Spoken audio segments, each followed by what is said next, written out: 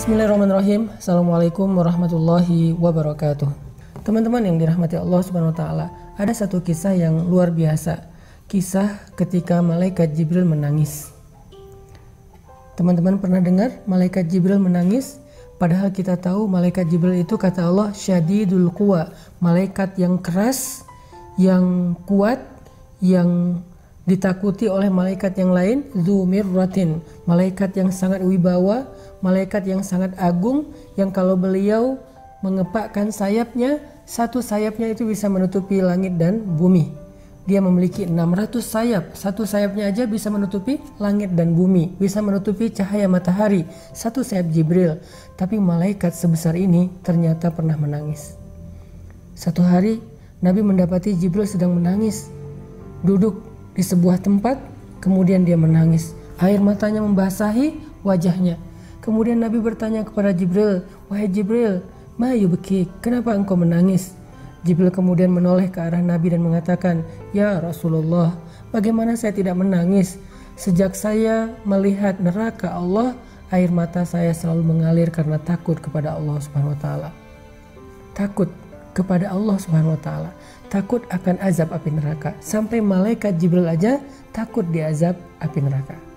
Semua kita berdoa dan berharap kepada Allah Subhanahu wa taala supaya termasuk di antara orang yang dijamin masuk surga dan dijamin terbebas dari api neraka. Karena jaminan Allah Subhanahu wa taala itu adalah jaminan yang paling kuat.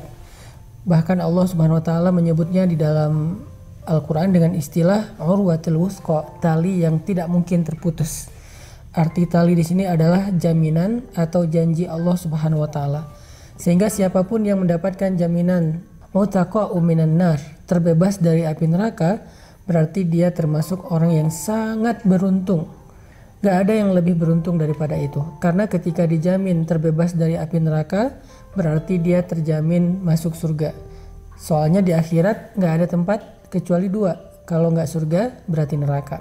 Sehingga siapapun yang terbebas dari api neraka berarti tempatnya di surga. Atau sebaliknya, siapapun yang tertolak dari surga dan tidak mencium aroma surga berarti dia tempatnya di neraka. Siapa orang yang dijamin terbebas dari api neraka menurut Al-Quran dan hadis? Banyak. Orang yang pertama kalau kita baca di dalam hadis adalah orang yang melaksanakan sholat subuh berjamaah.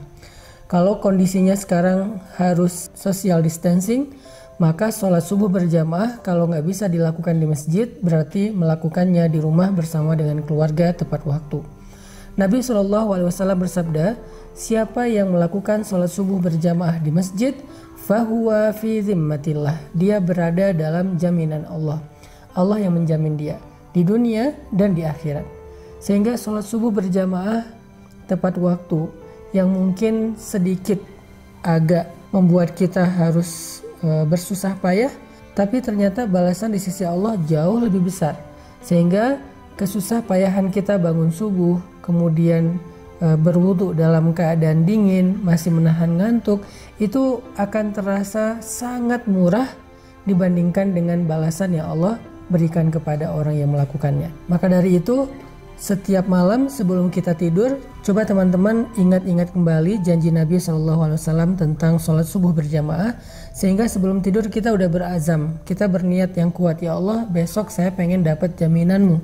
Sehingga kalau saya besok dalam 24 jam meninggal dunia, berarti Allah menjamin dia terbebas dari api neraka. Itu keren banget, terbebas dari api neraka, terbebas dari sulitnya hisab, terbebas dari tergelincir di sirat, terbebas dari panasnya padang mahsyar, terbebas dari azab kubur, terbebas dari su'ul khatimah. Semua yang buruk-buruk akan Allah jamin dia terbebas darinya. Dan jaminan Allah itu nggak hanya berlaku di akhirat, tapi juga berlaku di dunia. Artinya dia terbebas dari sifat munafik, dia terbebas dari kekufuran, dia terbebas dari musibah-musibah yang menimpanya hari itu. Sehingga siapapun yang pengen dapat jaminan fahuwa fi zimmatillah, dijamin, dilindungi oleh Allah Subhanahu wa taala, dan yang paling besar adalah dijamin dan dilindungi terbebas dari api neraka, maka sholat subuhlah berjamaah. Walaupun agak berat. Mungkin kita ngerasa subuh berjamaah itu sesuatu yang luar biasa, berat banget, males banget, susah buka mata, dingin-dingin harus ke masjid. Tapi kalau kita bayangin ganjaran atau balasan yang Allah sediakan di balik ibadah itu, ternyata apa yang kita lakukan itu walaupun berat sangat murah dibandingkan dengan balasan di sisi Allah. Mau dapat jaminan 1 hari besok, sholat subuh berjamaah, niatkan sebelum tidur. Yang kedua, orang yang dijamin terbebas dari api neraka adalah orang-orang yang melaksanakan ibadah Ramadan dengan maksimal. Dia melakukan ibadah puasa dengan sempurna, dia melakukan ibadah sholat tarawih dengan sempurna. Kemudian dia memperbanyak amal-amal sunnah di antara kedua ibadah ini. Di antaranya dia melakukan ibadah zikir, dia tilawah Al-Quran, dia sholat sunnah, dia memberi makan orang yang berbuka puasa, dia kemudian bersedekah, dan banyak lagi amal-amal soleh yang dia lakukan sepanjang bulan Ramadan.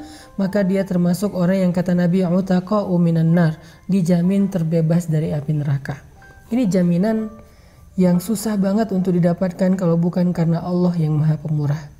Kalau bukan karena Allah Maha Pemurah, untuk terbebas dari api neraka itu susah banget. Bahkan neraka itu selalu merasa lapar untuk melahap manusia-manusia yang banyak dosa.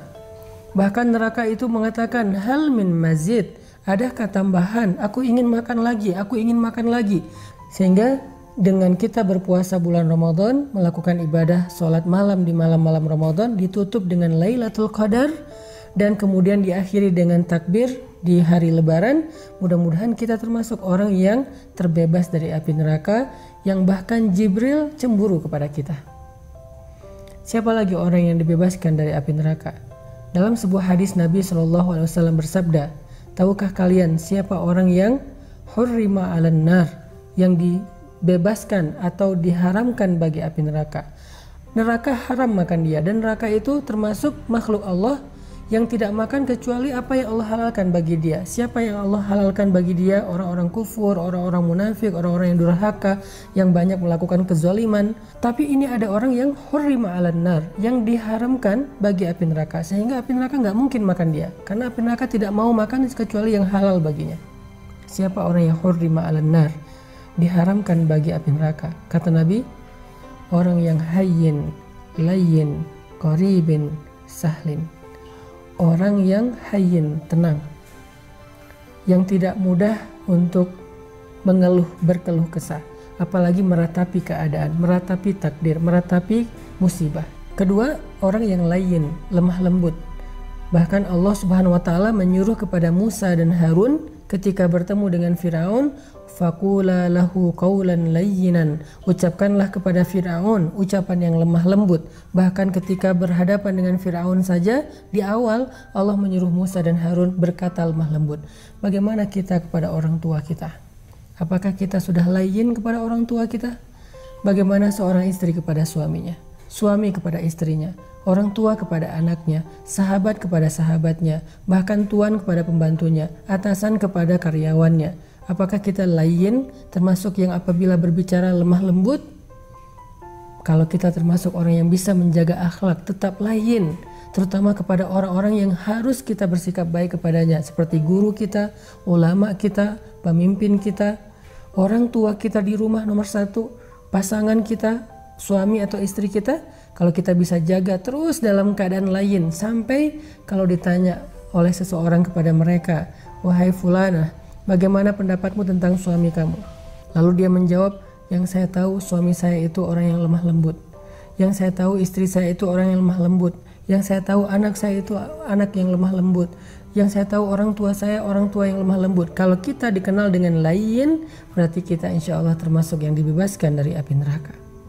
Yang ketiga, qaribin, orang yang qarib, akrab. Akrab itu akrab dalam bahasa Indonesia. Artinya orang yang tidak mau memutuskan silaturahim, yang menjaga keakraban dalam keluarga, orang yang gak jaim, orang yang mudah bergaul, orang yang mudah untuk dekat dengan orang lain dalam kebaikan-kebaikan, orang yang tidak sombong, yang membuat jarak antara dia dengan orang lain. Kalau kita bisa dekat bahkan dengan anak yatim terutama, siapa yang dekat dengan anak yatim di dunia, maka dia akan seperti ini di surga dengan Rasulullah SAW. Dekat dengan anak yatim, dekat dengan orang miskin, dekat dengan orang yang susah, dekat dengan keluarga besar kita, dekat dengan siapapun yang kita anggap mungkin kurang dari kita dalam banyak hal, kurang dari sisi fisik, kurang dari sisi harta, kurang dari sisi ilmu. Sebutlah dengan orang yang masih awam, kita merasa dekat sehingga semua orang merasa nyaman dengan kita. Insya Allah berbahagialah, kita termasuk orang yang dijamin terbebas dari api neraka. Dan yang keempat, orang yang sahlin, orang yang memudahkan urusan orang lain. Jangan terlalu ribet, jangan terlalu birokratif, jangan terlalu kaku. Apalagi ketika kita bergaul dengan sesama muslim. Ada beberapa urusan antara kita dengan teman kita, saudara kita, jangan terlalu kaku. Semuanya salah atau terlalu hard feeling. Semuanya disimpan di dalam hati, semuanya membuat dia emosi, gak ada rasa percaya kepada sesama muslim, sehingga semuanya tuh harus birokratif. Nah ini berarti dia gak sahlin. Seorang muslim dia sahlin dalam urusannya. Salah satu contoh sahlin memudahkan itu adalah hadis-hadis tentang masalah hutang piutang.